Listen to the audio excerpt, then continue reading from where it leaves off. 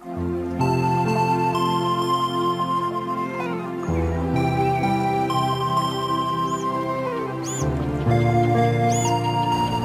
bapak, saudara-saudara orang muda, remaja dan anak-anak yang terkasih, Shalom, damai sejahtera Tuhan menyertai kita semua.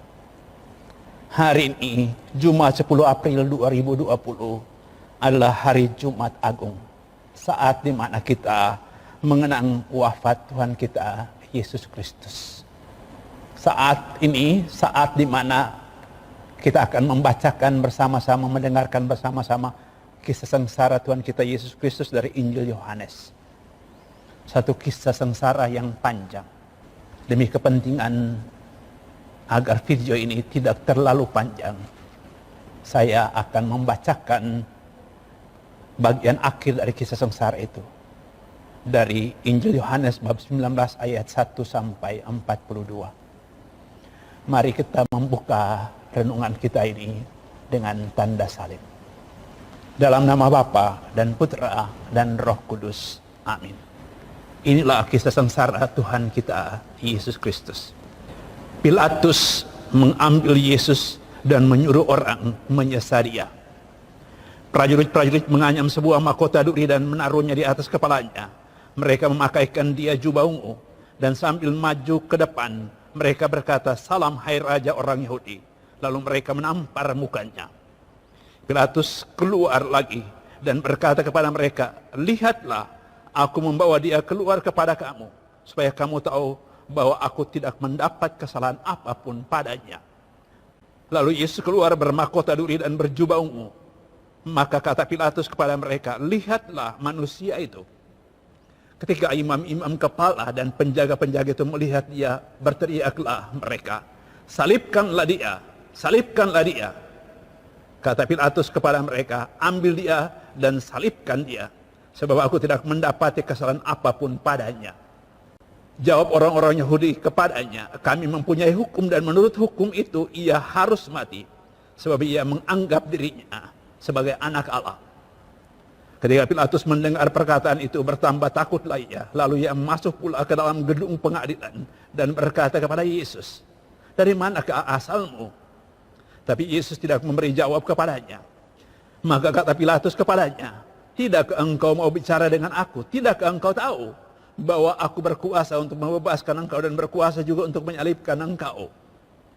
Yesus menjawab, "Engkau tidak mempunyai kuasa apapun terhadap aku, jikalau kuasa itu tidak diberikan kepadamu dari atas.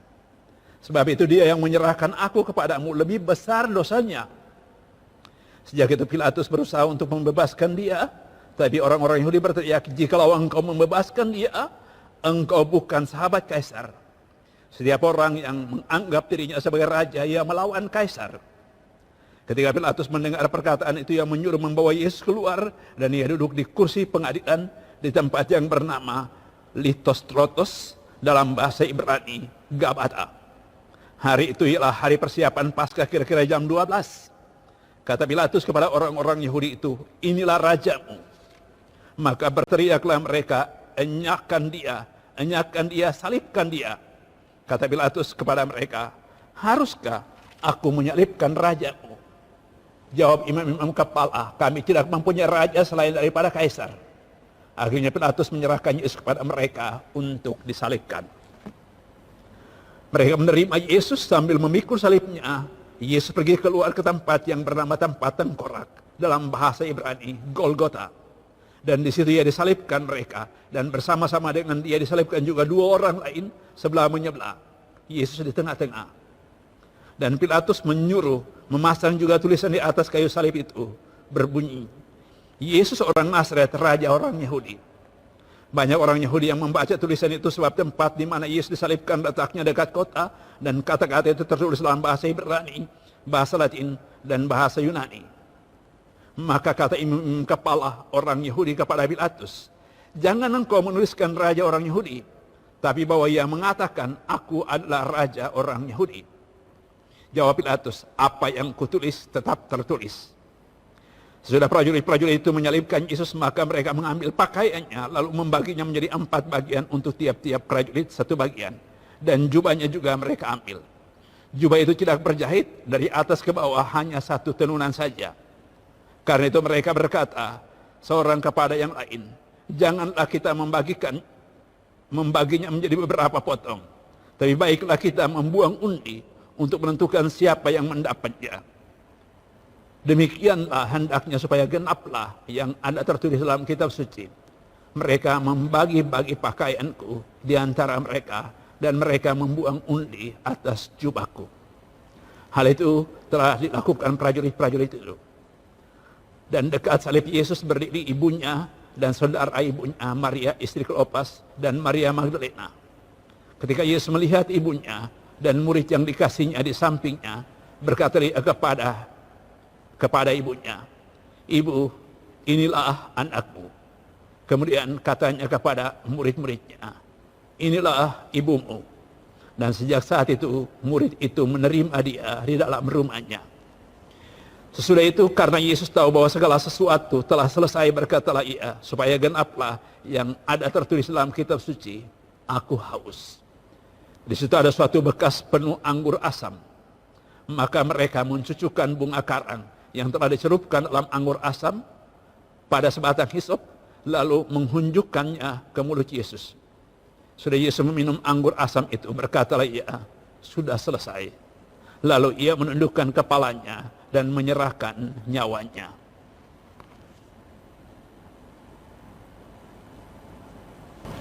Karena hari itu hari persiapan, dan supaya pada hari Sabat mayat-mayat itu tidak tinggal tergantung pada kayu salib, sebab Sabat itu adalah hari yang besar, maka datanglah orang-orang Yahudi kepada Pilatus dan meminta kepadanya supaya kaki orang-orang itu dipatahkan dan mayat-mayatnya diturunkan.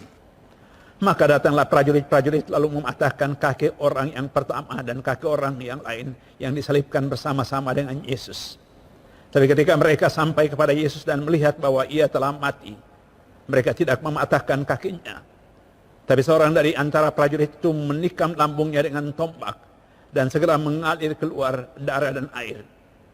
Dan orang yang melihat hal itu sendiri, yang memberikan kesaksian ini, dan kesaksiannya benar, dan ia tahu bahwa ia mengatakan kebenaran supaya kamu juga percaya. Sebab hal itu terjadi supaya genaplah yang tertulis dalam kitab suci, tidak ada tulangnya yang akan dipatahkan. Dan ada pula nas yang mengatakan, mereka akan memandang kepada dia yang telah mereka tikam. Sudah itu Yusuf dari Arimatea, ia murid Yesus, tetapi sembunyi-sembunyi karena takut kepada orang-orang Yahudi, meminta kepada Pilatus supaya ia diperbolehkan menurunkan mayat Yesus. Dan Pilatus meluluskan permintaannya.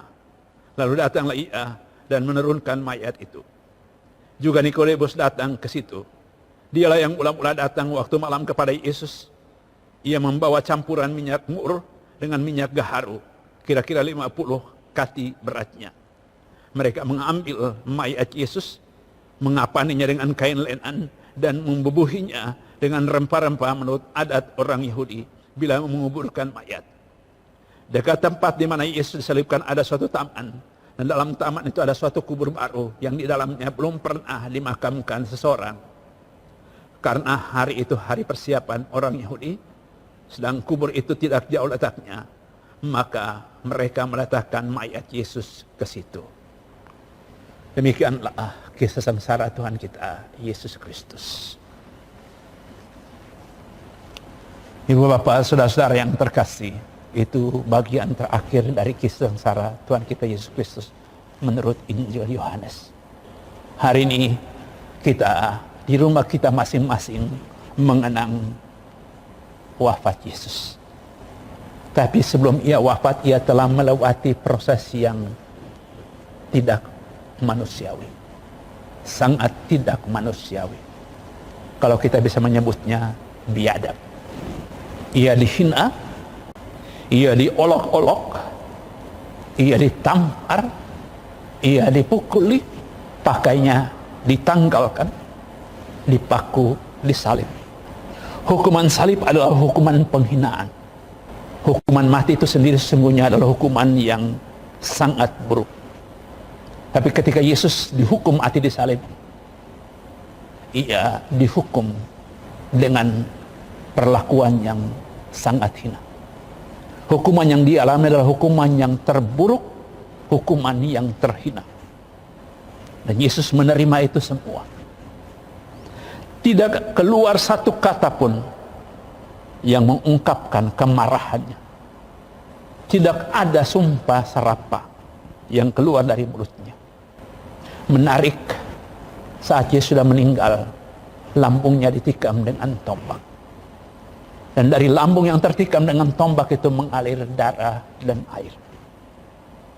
Itulah darah dan air cinta kasih yang menyelamatkan dunia. Itulah darah dan air kehidupan yang memberi hidup kepada dunia. Darah yang mengalir dari Yesus yang tergantung di salib. Bagi kita umat beriman, salib bukan tanda penghinaan, tapi tanda kemenangan. Bagi kita umat beriman, salib bukan tanda penghinaan, tapi tanda kasih yang paling agung. Kasih yang memenangkan kita semua. Kasih yang menjadikan kita anak-anak Bapa. Kasih yang membawa kita kembali kepada Bapa yang sungguh mengasihi kita. Maka pantaslah kalau peristiwa hari ini mengajak kita untuk senantiasa menaruh hormat pada salib. Kita hari ini tidak melakukan upacara penyembahan salib secara bersama-sama. Tapi di rumah kita masing-masing, kita sebagai keluarga, sebagai pribadi dapat menunjukkan itu. Menunjukkan kasih kita kepada Yesus dengan menghormati Dia. Menghormati salibnya. Menghormati Dia yang tergantung di salib. Itulah ungkapan cinta kasih kita kepada Dia. Ungkapan pengakuan bahwa kita sungguh dikasih olehnya. Tapi itu juga ungkapan kerenduan hati kita bahwa kita ingin menjadi seperti Yesus, mengasihi seperti Yesus, melayani seperti Yesus, berbuat baik seperti Yesus. Kita berdoa untuk itu. Tuhan memberkati kita semua dalam nama Bapa dan Putra dan Roh Kudus. Amin.